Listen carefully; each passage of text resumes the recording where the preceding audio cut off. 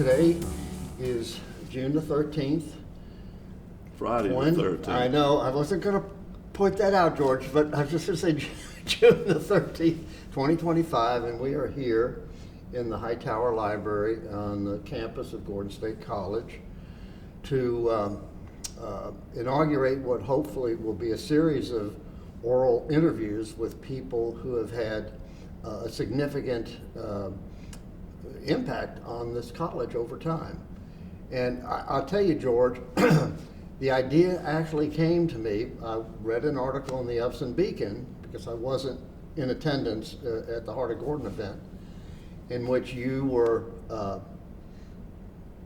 pictured as being honored for your service on the Gordon Foundation board for 40 years. And I was just amazed, totally amazed, because that is a period of time that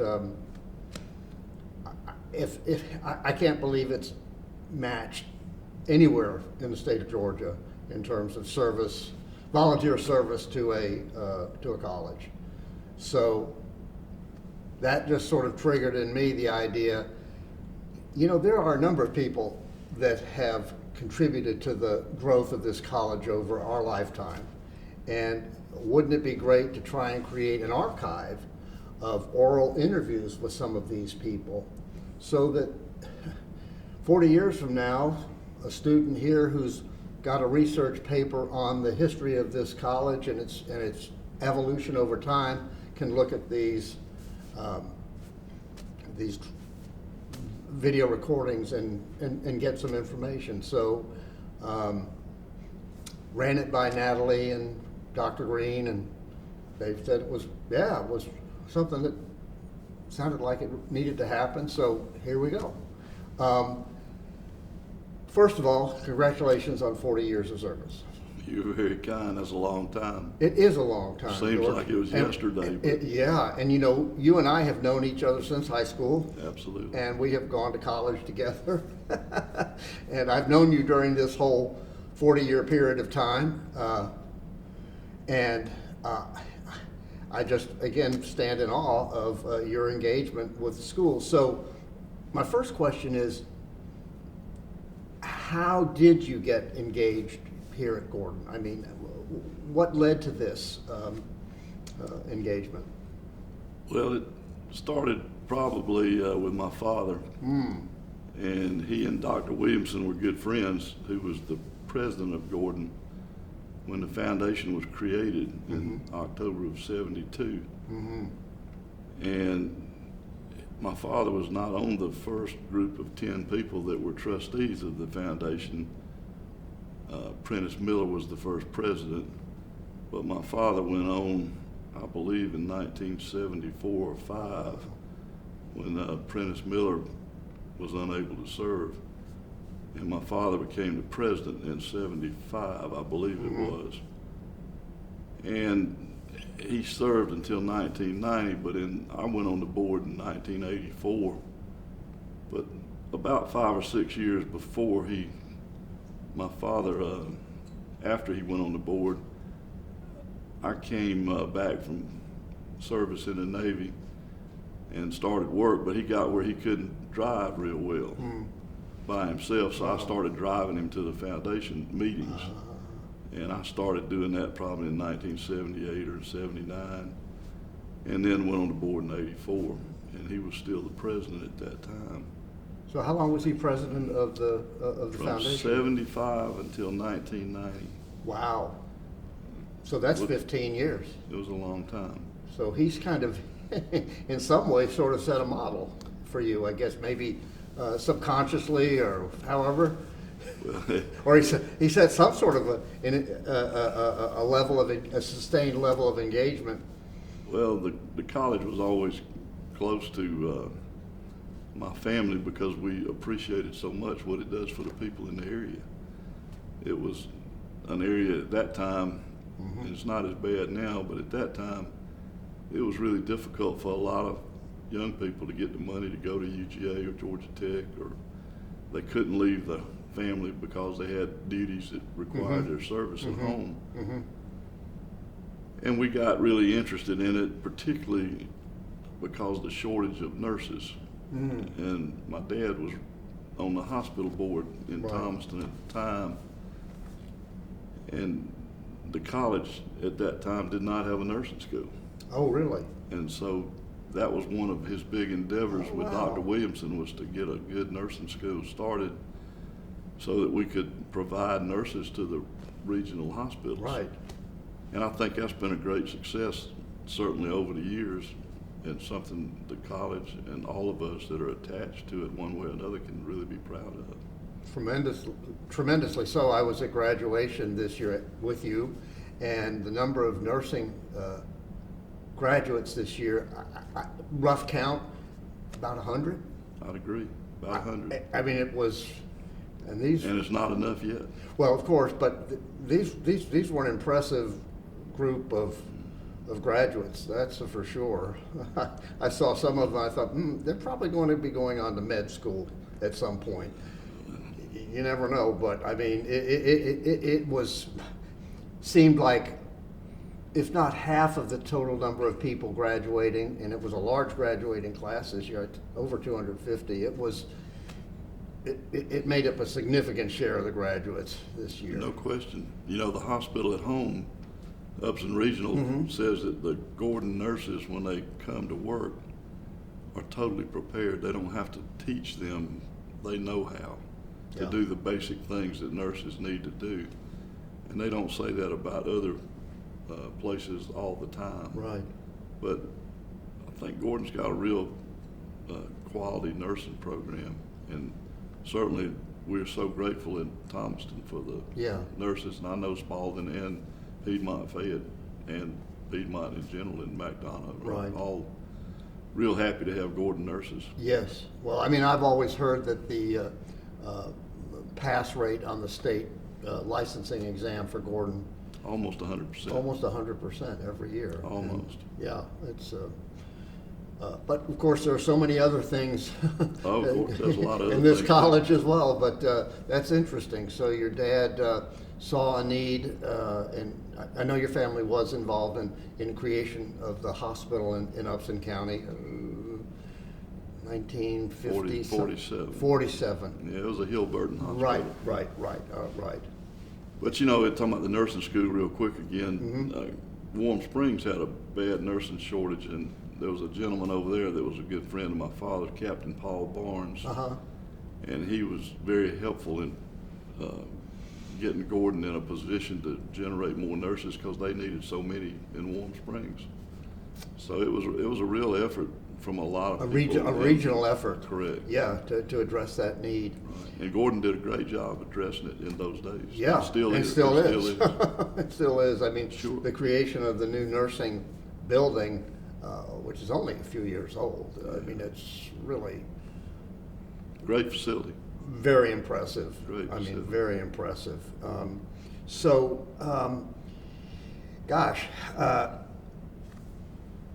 so you came to the board, you know, in the mid-'80s.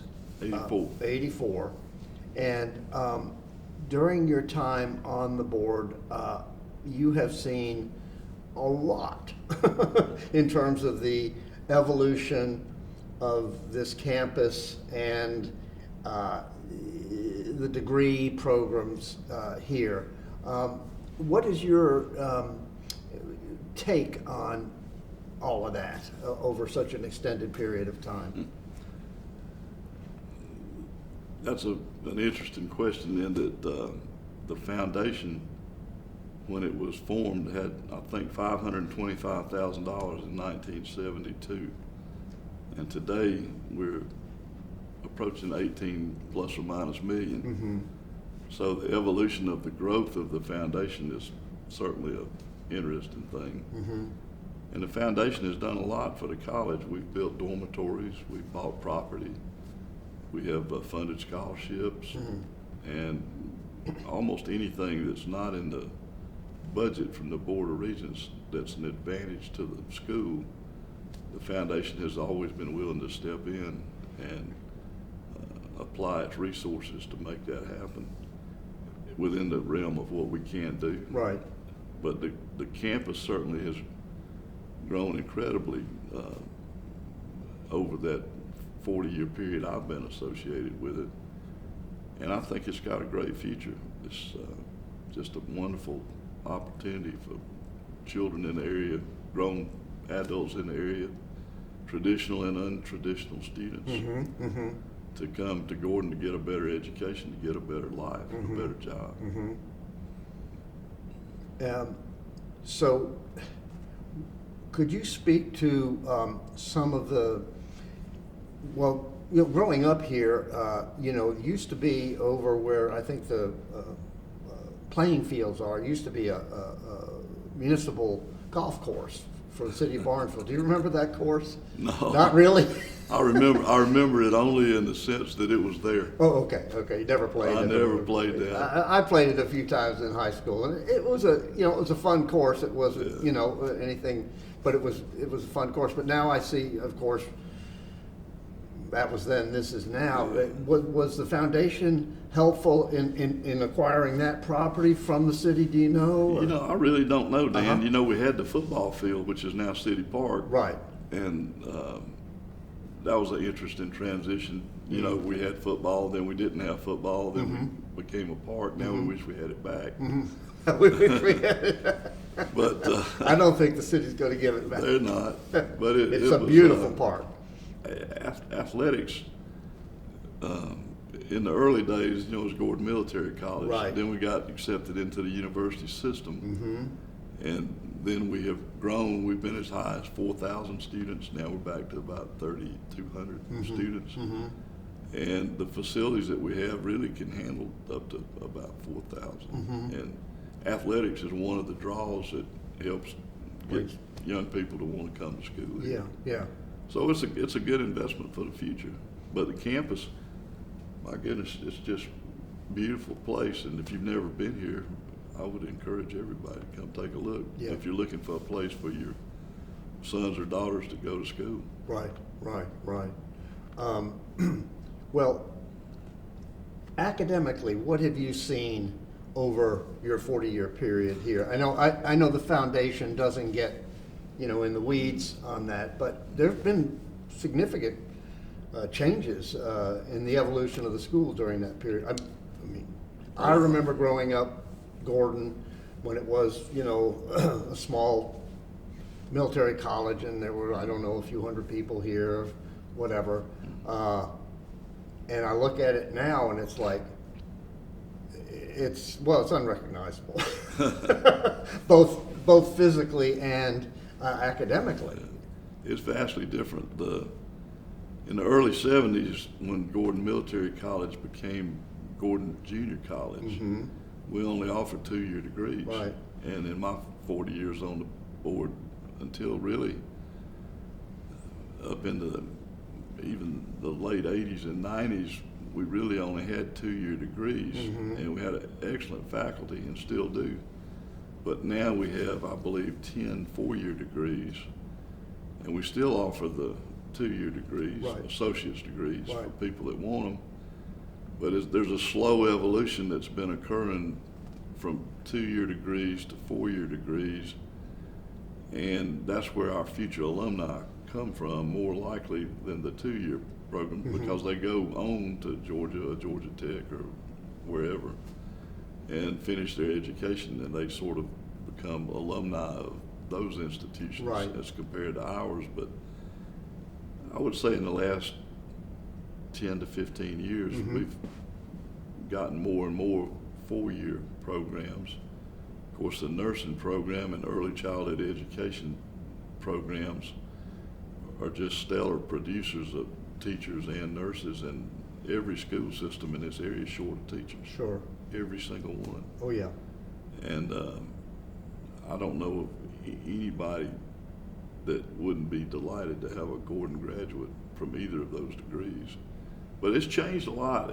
It's hard to imagine.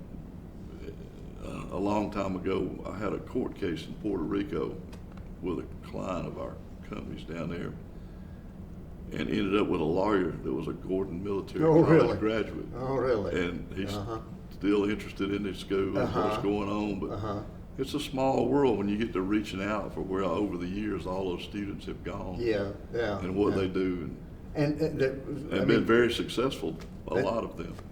I've met, this guy served on the board with both of us, from Columbus, who was, I think from Puerto Rico originally, came to Gordon and has maintained, that connection to Gordon. Right. I don't think he's any longer on the board, but. He's not. Yeah. But clearly there were students here in the Gordon Military College days from, Central and South America that. That was Kiki Seda. That's who I'm talking about. Yeah. He's a great guy. Yes. George Tech fan too. Oh, is he? A big one. A big one. And last I heard, he was living up here in Miller, but I'm not sure. Okay. Great guy though. Yes. So, any other thoughts as it relates to sort of the academic evolution of the college and your time? Well, I would simply say this: the academic side of Gordon has changed in that it's much broader than it used to be, and I'm including fine arts in that. When I say that, we have 10 4-year degrees, a lot of 2-year degrees, but the broadness of the spectrum of degrees that you can earn at Gordon State College has gotten a lot bigger. And the faculty in turn has gotten larger, and the expenses, of course, to go with carrying the faculty in the buildings like this library, are all wonderful facilities, but they all require assistance in the Board of Regents supporting what we have. Right. And we were, in the early days, the way you got a new buildings, you got on the Regents list. It was like 20. And every time they built a building, you moved up till you were number 1, then you got your facility. If you were on the approved list.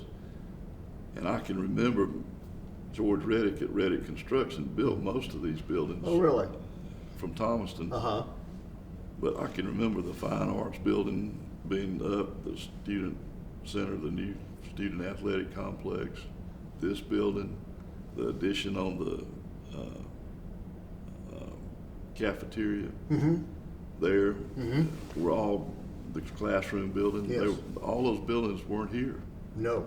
in that 40-year period. And they started coming, Right. in the late 80s and 90s, and it's just been a great opportunity to enhance the campus for a better experience for students. Yes. And, It's been really good. All of these buildings are architecturally kind of tied into the overall look Appearance, of the campus. They are. It's all very much an integrated, kind of unified architectural look here, and I think that is part of what makes everything so attractive. It all just sort of fits.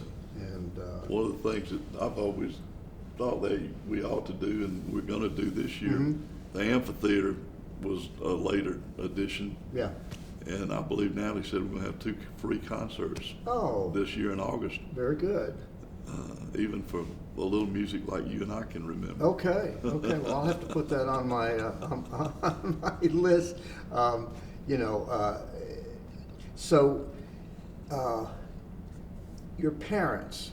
We're sitting in really a wonderful facility here, named in honor of your parents.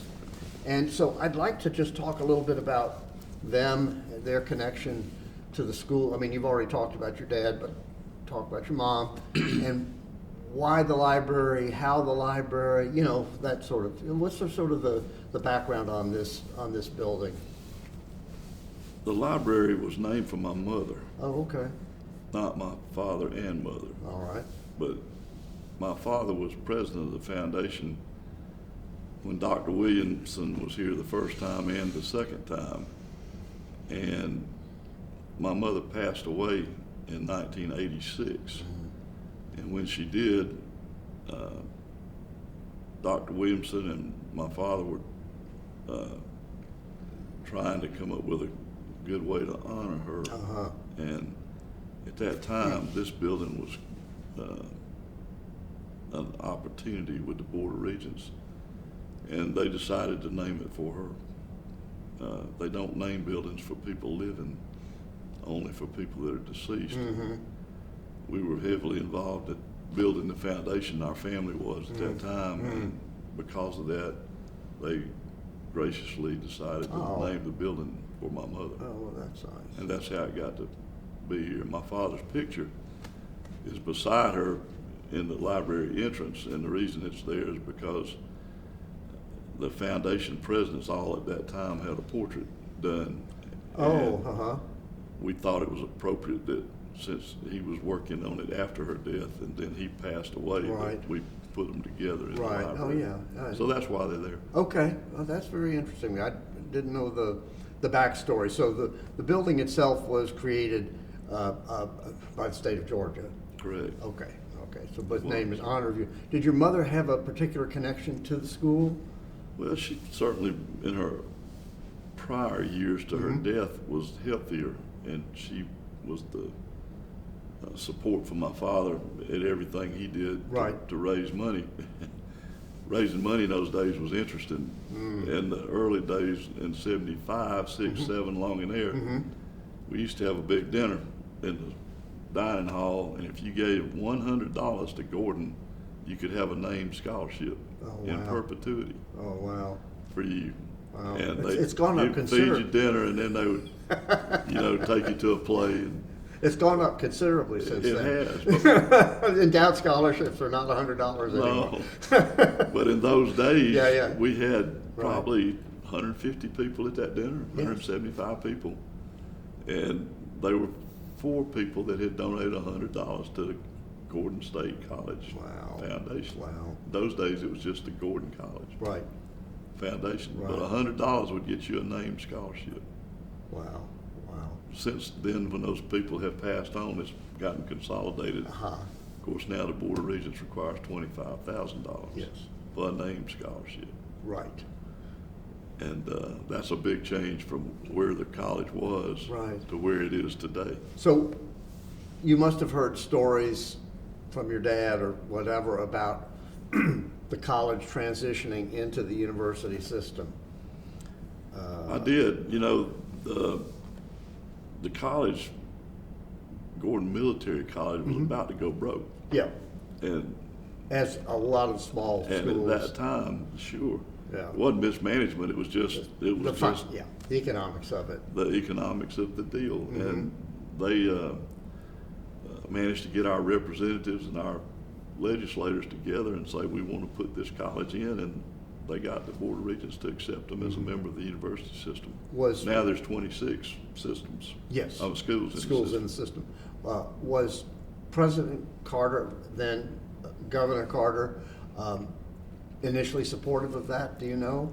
I don't know anybody that really didn't support it. Really? I think it was pretty much a unified acceptance going into the Board of Regents. Certainly there was doesn't mean nothing. that there weren't some stumbling blocks. Yeah. But it really occurred without really much of a hitch. I mean, certainly this region, of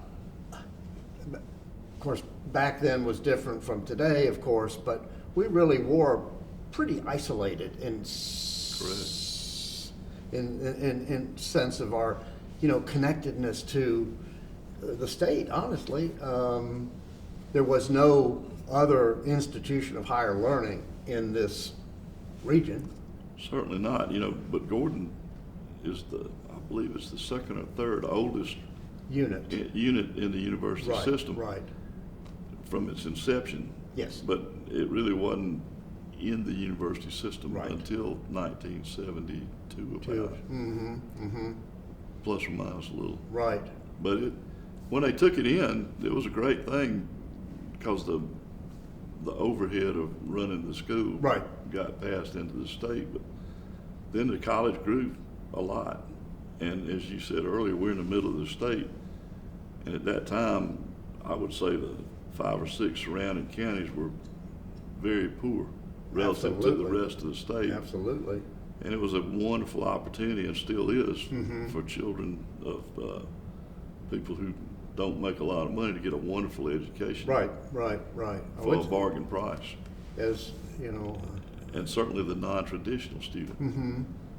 And again, in the early days, it was only a 2-year degree. Right, It right. wasn't. We didn't have 4-year degrees. Right, right.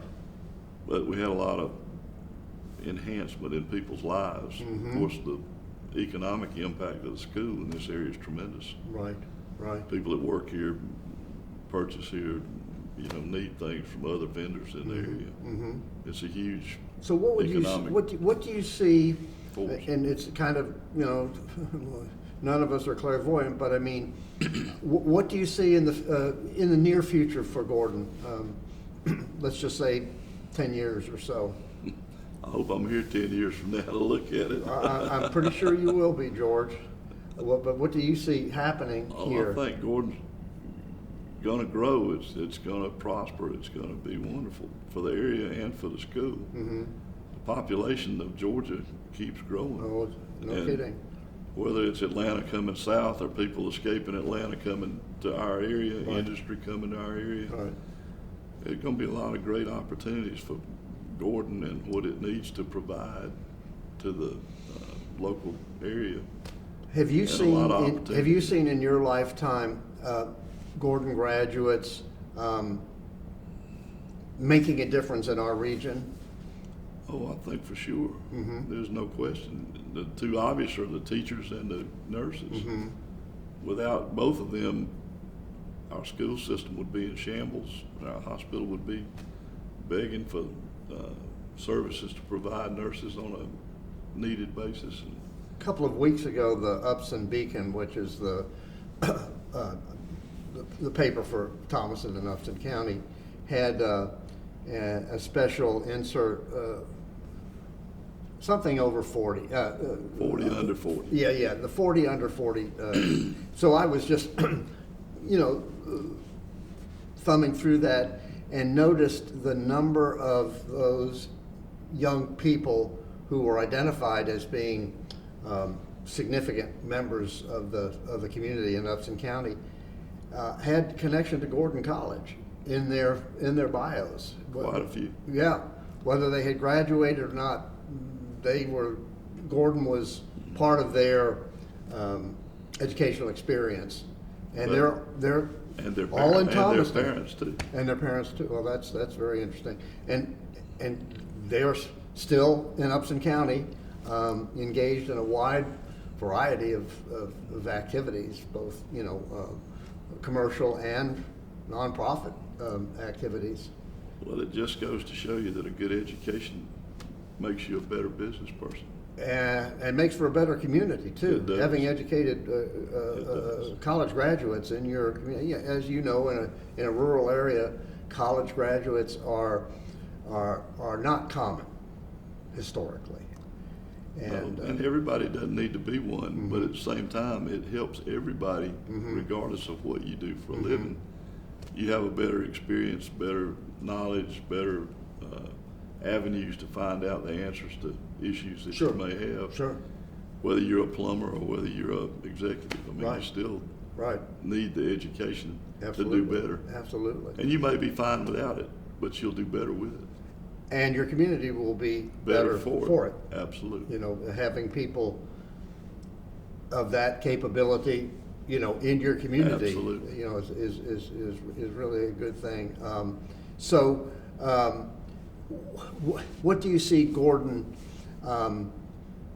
evolving to in the next phase of its development? That's a hard question, only in the sense of it will evolve and it will be better and it'll be bigger.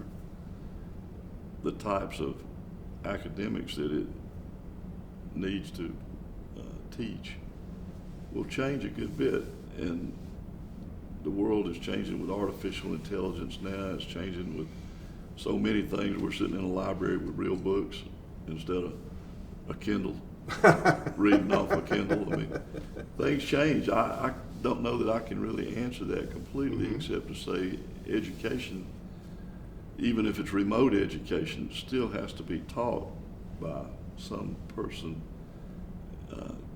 to an audience that wants to learn. And to be successful, I think these young people in the world today need to be more educated, more skilled at the things they do. And again, if you're a plumber, a construction worker, a manager, the better your education, the better opportunity you have to excel and do better in the future.